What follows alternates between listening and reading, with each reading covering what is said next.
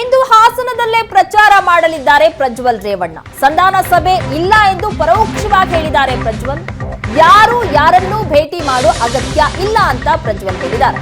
ಮೈಸೂರಲ್ಲಿ ಸಂಧಾನ ಸಭೆ ಕರೆದಿದ್ರು ಉಸ್ತುವಾರಿ ಅಗರ್ವಾಲ್. ಸದ್ಯ ಮೈಸೂರಲ್ಲೇ ಇದ್ದಾರೆ ಬಿಜೆಪಿ ನಾಯಕ ಪ್ರೀತಂ ಗೌಡ. ಪ್ರಜ್ವಲ್ ರೇವಣ್ಣ ಇನ್ನೂ ದೂರ. ಮೈಸೂರಲ್ಲಿ ಸಂಧಾನ ಸಭೆ ಬಗ್ಗೆ ಪ್ರಜ್ವಲ್ ರೇವಣ್ಣ ಮೌನ ವಹಿಸಿದ್ದಾರೆ. ಸಂಧಾನ ಸಭೆ ಇಲ್ಲ ಅಂತ ಪರೋಕ್ಷವಾಗಿ ಹೇಳಿಕೆ ಕೊಟ್ಟಿದ್ದಾರೆ. ಯಾರನ್ನೂ ಸಹ ಭೇಟಿ ಮಾಡುವ ಅಗತ್ಯ ಇಲ್ಲ ಅಂತ ಪ್ರಜ್ವಲ್ ರೇವಣ್ಣ ಹೇಳಿದ್ದಾರೆ. ಇನ್ನೂ ಸಹ ಇಬ್ಬರ ನಡುವೆ ಸಹ ಮುನಿಸು ಶಮನ ಆಗಿಲ್ಲ. ಸದ್ಯ ಮೈಸೂರಲ್ಲೇ ಈಗ ಬಿಜೆಪಿ ನಾಯಕ ಪ್ರೀತಂ ಗೌಡ ಇದ್ದಾರೆ. ಇವತ್ತು ಹಾಸನದಲ್ಲೇ ಪ್ರಚಾರ ಮಾಡ್ತಾ ಇದ್ದಾರೆ ಪ್ರಜ್ವಲ್ ರೇವಣ್ಣ. ಯಾರನ್ನು ಭೇಟಿ ಮಾಡಬೇಕಂದ್ರೆ ಒಂದೇ NDA ಅಲ್ವಾ ಸರ್, ಎಲ್ಲ ಒಂದು ಕುಟುಂಬದವ್ರು ಇದ್ದಂಗೆ.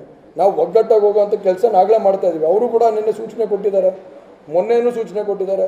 ಪ್ರಾಣೇಶ್ ಅಣ್ಣನ ಹತ್ರ 2 ಅವರ್ ಮಾತಾಡಿದ್ದಾರೆ. ನಿನ್ನೆ ಮಾತಾಡಿ ಏನಂತ ಹೇಳಿದ್ದಾರೆ, ನಾನೆಲ್ಲ ಬೆಂಬಲಿಗರು ಹೇಳಿದ್ದೀನಿ, ನಾನು ಕೂಡ ಹೋರಾಟ ಮಾಡ್ತೀನಿ.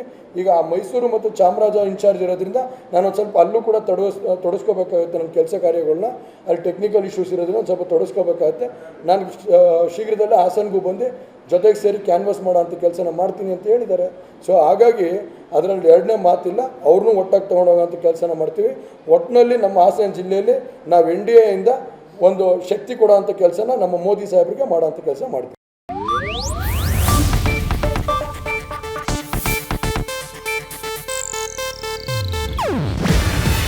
ಇದು ಏಷ್ಯಾನೆಟ್ ನ್ಯೂಸ್ ನೆಟ್ವರ್ಕ್ ಪ್ರಸ್ತುತಿ.